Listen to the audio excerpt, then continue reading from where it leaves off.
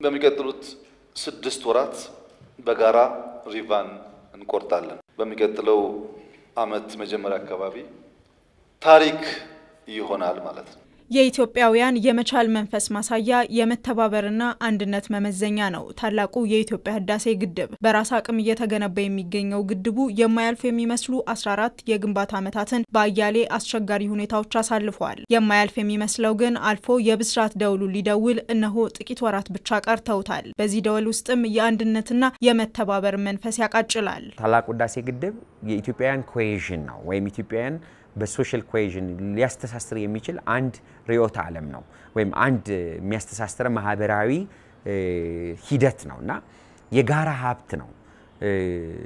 ፖለቲካዊ ልዩነቶች ሊኖሩ ይችላሉ። ፖለቲካዊ ልዩነቶች ስል ያስተሳሰብ የፓርቲዎች ልዩነት ሊኖር ይችላል። ነገር ግን እንደ ሀገር ኢትዮጵያ ወይም ሀገር ኢትዮጵያ በሚባለው በመናይ ሰዓት የሚመነጨው ኤነርጂ ለሀገር የሚጠቅም ነው። ትላልቅ ግድቦች ኢትዮጵያ ውስጥ መስራት ትልልቅ ፕሮጀክት ኢትዮጵያ ውስጥ መስራት አስቸጋሪ ነው፣ ከባድ ነው የሚልና አንችለውም የሚል አንዳንድ ሳቢዎች ነበሩ። ስለዚህ ደጋግመን ከዚህ የበለጡ ትላልቅ ግድቦች መስራት እንችላለን፣ መቻል ብቻም ሳይሆን እንፈጽመዋለን የሚል ትልቅ እንትን ያስተምራል። ግድቡ ኢትዮጵያ የነበራትን የኃይል ማመንጨት አቅም ከእጥፍ በላይ የሚያሳድግ ሲሆን ይህም ከራስ አልፎ ለቀጣናው ሀገራት የኤሌክትሪክ ኃይል ለማቅረብ ሰፊ እድል ይፈጥራል። በኃይል አቅርቦቱ ኢትዮጵያ ኢኮኖሚዋን ይበልጥ ልታጠናክርበት የምትችለውን የውጭ ምንዛሬ በማግኘት ተጠቃሚ ያደርጋታል። ታላቁ ህዳሴ ግድብ የሚያመነጨው ኃይልን ተከትሎ አገራት ከኢትዮጵያ ጋር የሚኖራቸው የዲፕሎማሲያዊ ግንኙነትን በኤነርጂ ሴኩሪቲ ወይም በኃይል ዘርፍ የማጠናከርና ኢትዮጵያ ከኃይል የምታገኘውን የዶላር ወይም የውጭ ምንዛሪ አቅም ምታዳብርበትና በአገራቱ መካከል የሚኖር ግንኙነትን ያጠናከረ ህዳሴ አሁን ባለው የአማካኝ የኤነርጂ ፕሮዳክሽን እና የኤነርጂ ሽያጭ በአማካኝ በአመት 1 ቢሊዮን ዩኤስዲ ጀነሬት ያደርጋል። ይሄ ማለት ለኢትዮጵያ ኢኮኖሚ ብዙ ነገር ነው። ብዙ አንተን በየአመቱ ከአንድ ፕሮጀክት ይሄን አክል አገኘን ማለት ይሄ ተያይዞ ቅድም ያልኩት ተሳስሮ የሚፈጥረው ነገር እንዳለ ሆኖ የሚያመጣው ትልቅ ምርት አለ። በኃይል አቅርቦቱ ከሚገኝ ኢኮኖሚያዊ ጠቀሜታ ባለፈ ኢትዮጵያ ከቀጣናው ሀገራት ጋር የሚኖራትን ፖለቲካዊና ዲፕሎማሲያዊ ግንኙነት እንድታጠናክር ያስችላታል። ይህ ግንኙነት ደግሞ ከቀጣናው አልፎ ለአፍሪካ ዘላቂ ልማት ግቦች መሰረት መሆን የሚችል ነው። በጋራ ለማደግ አፍሪካ ካለባት ችግር ራሷን በራሷ ችላ እንድትወጣ ለማድረግ የአፍሪካን ችግር በአፍሪካውያን መፍትሄ ለመስጠት የሚሉ መሪዎችን ይዘን ስለሆነ ይሄ መሪ ተከትላ መሄዷ ተሰሚነቷን ይጨምራል።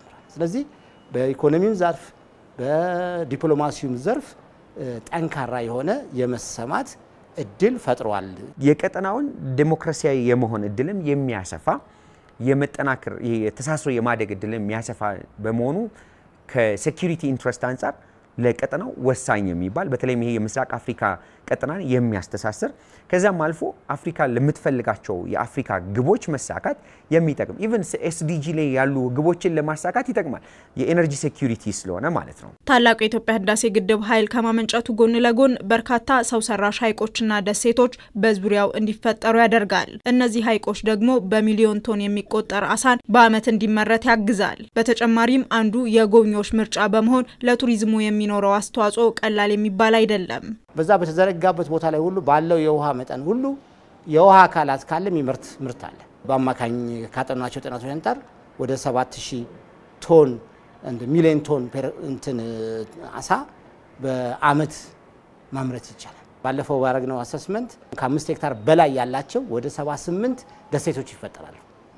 እነዚህ ደሴቶች ለተለያየ የቱሪዝም የሎጅ የመዝናኛ እንትኖችም ከዛም አልፎ ሃይማኖታዊና ባህላዊ ለሆኑ የሙዚየም የቅርስ ማዕከል ሆነው ማገልገል ይችላል። ታላቁ የኢትዮጵያ ህዳሴ ግድብ ከኢትዮጵያ አልፎ ለአፍሪካ ሀገራት የይቻላል መንፈስን መፍጠርም ችሏል። የተለያዩ ሀገራትም የኢትዮጵያን ተሞክሮ በመውሰድ በራሳቸው አቅም ግድቦችን በመገንባት ላይ ናቸው። በቅርቡ በተለያየ የሙያ ምክክሮች አጋጣሚ ያናገሩን ያየናቸው ሳውዝ ሱዳኖች ግድብ ለመስራት ያስባሉ፣ ኡጋንዳዎች እንተያጋሉ፣ ዛምቢያዎች ከዚህ ከቀጠና ወጥተው ልክ ለኃይል የሚሆን ያደርጋል። ሩዋንዳና ብሩንዲ በጋራ ሰርተው ረዲ ያስመርቀዋል። አነስተኛ ግድብ ቢሆንም እና ሌሎችም እንትኖች ያመጣሉ። ስለዚህ ይሄ ሁሉ ለጎረቤት ሀገሮቻችን ትልቅ ምርታ ነው።